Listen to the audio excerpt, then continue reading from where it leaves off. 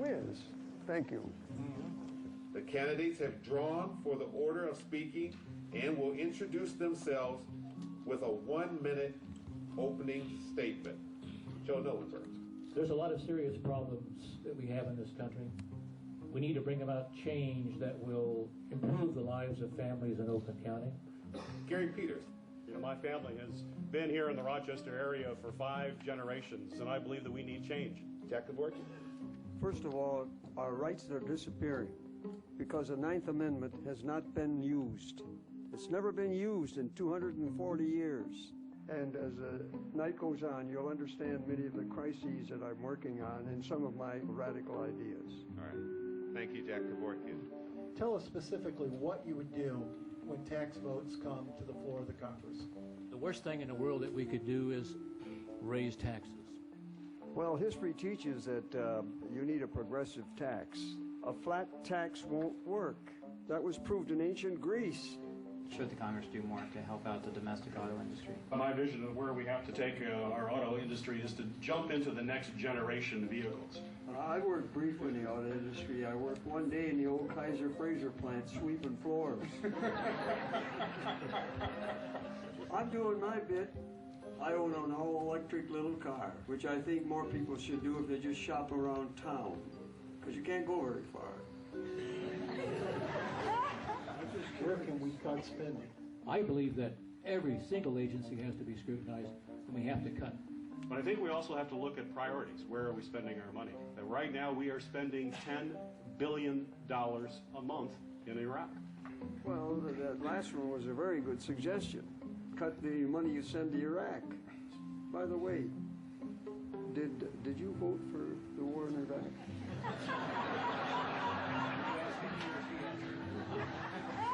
I'm just curious. We should pull out of Iraq as quickly as we can, and don't look for a reason to do it. You've broken already one international law. You got to change direction, but it's going to be painful, and that's why I'm going to Congress. Let's get some guts and go the right way. Let's become a democratic republic that we're supposed to be.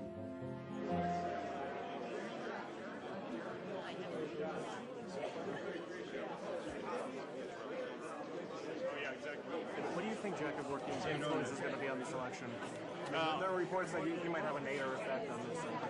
Oh, I don't think so. I don't think it'll have that effect. Well, I mean, we'll see. We'll see where it all shakes up. But I think these are serious times, and folks are going to be looking very carefully at the different candidates and what they offer, and we'll have to see what happens in election time. Serious candidate? No, I didn't say that. I mean, he's got very things that he cares very deeply about. So, but we'll see. We'll see what happens going forward. Cutting here. I don't know if you guys are going to stay that way. Thank you very much. Thanks.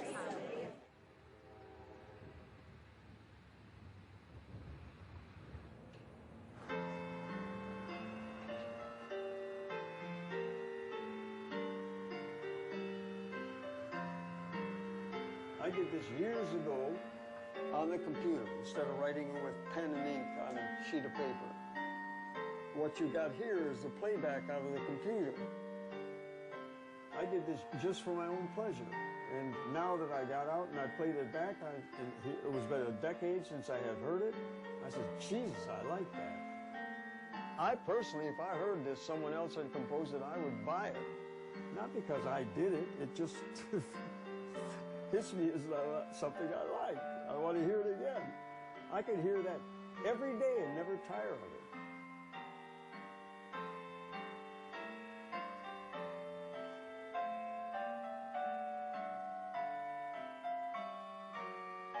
Is that enough dissonance for you?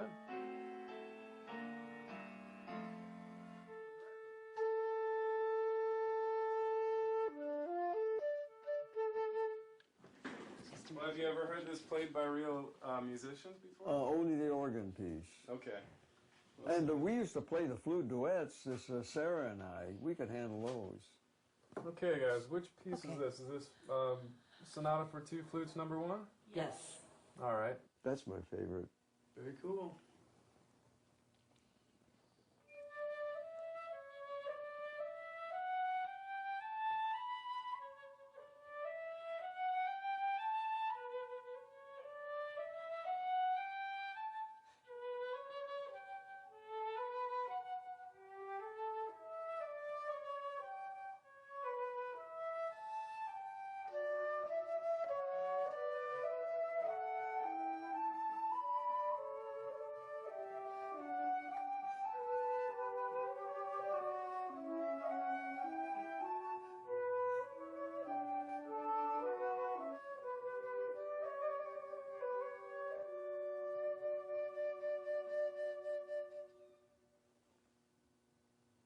love that trill at the end. Beautiful. Yeah.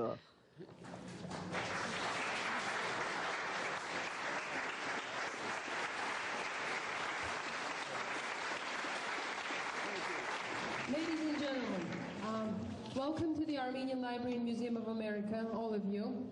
My name is Mariam Stepanyan, I'm the Executive Director, and I would like to welcome you to the opening of the art exhibit by Dr. Jack Kevorkian. Thank you.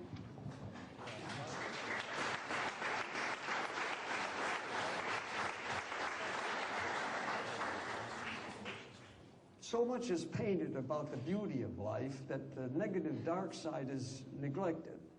And we of all people, several other races, other peoples also, know the dark side. They've been through it. So I just decided to paint the dark side.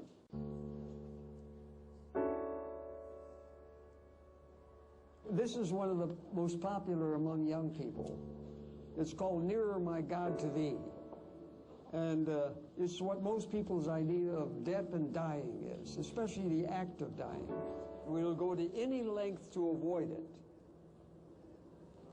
Someone, I forgot who said it, no matter where or why, war is always a crime.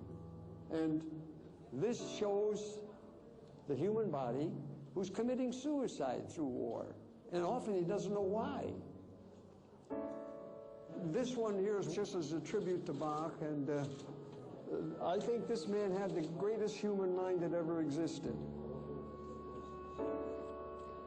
My father came here, and he met my mother, and of course, they didn't care about this love stuff, and they just had to establish a family, and which I think was maybe a better system.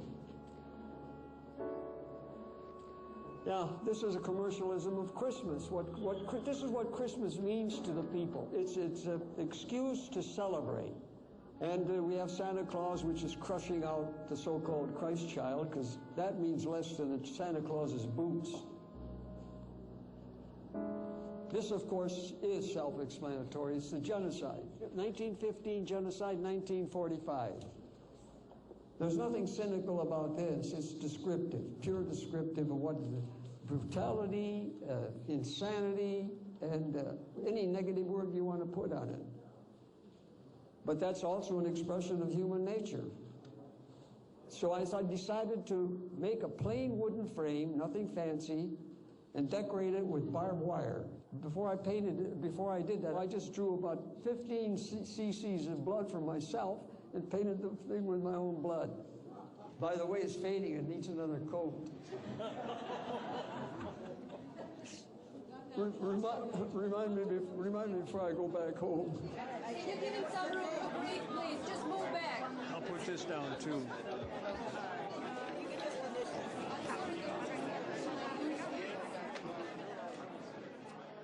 Jack is as diverse an individual as I've ever met in my life.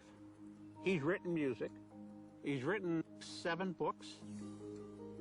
He wrote a book called Slimerix and the Demi-Diet, a dieting book with his poetry and his cartoons.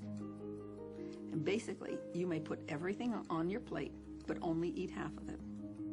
He invented round playing cards. He invented a bicycle you could pedal without a chain. He invented all sorts of weird stuff.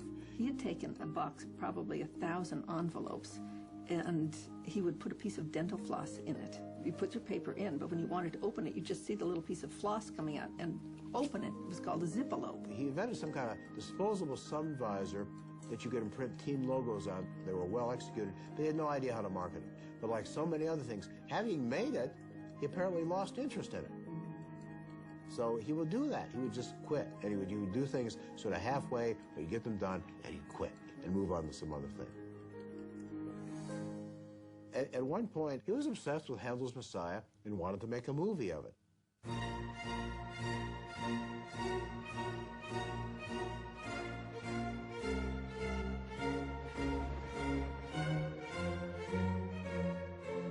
He spent his life savings, hired some actors. Went out to California and rented a room over somebody's garage, and in that time he produced a movie.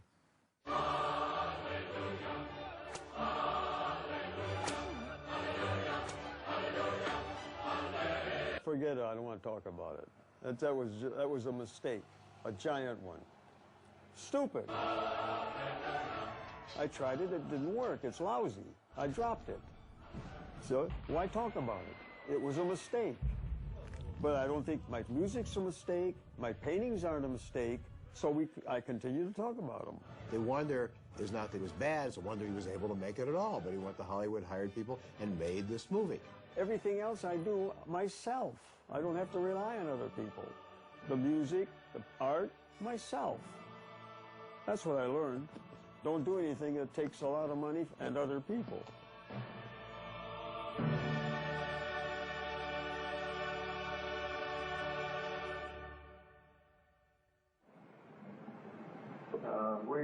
This is September 15, 1998, and this is being videotaped in the home of Thomas Yoke. Tom, am I correct that your disease is what's called Lou Gehrig's disease? I think it's very interesting to think about what would have happened had Kevorkian died of a massive heart attack in April or May of 1996. At that point, he and Feiger had won 5 trials, and Kevorkian's suicide was de facto legal in the Detroit metropolitan area. Had he died at that point, his reputation would be vastly different than it is now. He would be seen as a pioneer, and my guess is that some form of assisted suicide would have become much more routine. But in the next couple of years, any credibility that he had, he kicked away. About once every week to 10 days, my uncle would get it in his craw that he felt it was a good idea to go to jail and represent, you know, that kind of suffering. He thought it was a good idea for the cause. And my mom knew that was not a good idea under any circumstances. Margot was with him when he helped many patients. Margot did mountainous amounts of work with Jack. She was the woman who handled all of the appointments and interviews and filming and talking to survivors, and she was a workhorse, no doubt about it. And she wound up having a heart attack, dying.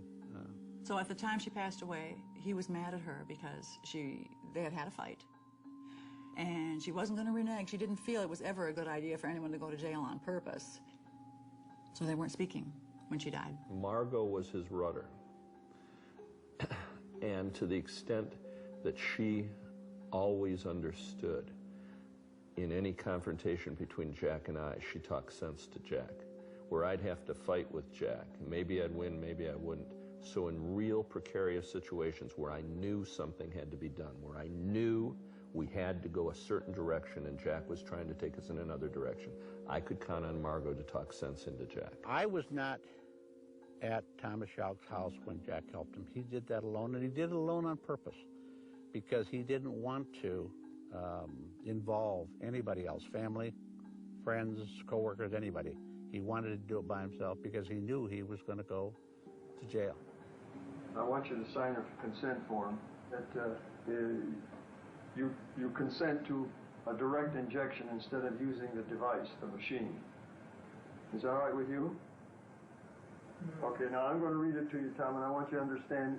I want to make sure you understand it, and you gotta listen closely. So Jack videotaped his consultation with Thomas Yauch, and then went back to help him, and videotaped. We never had, to that point, videotaped what we called an event. When a patient died, it was a very private moment. So no, there were never any tapes made of the event itself until Thomas Yauch. In 1998, I got a call from Dr. Kevorkian. I said, what's going on? He said, I've committed euthanasia and I've taped it. And I said, I think you will go to jail. He said, I don't care. I'm asking you I want your advice as a journalism professor. How do I get the biggest possible audience for this? And I said, well, he said, should I just set up a VCR and show it to the local media? I said, no, frankly. I said, why are you doing this? He said, it's time to go to the next level. I want to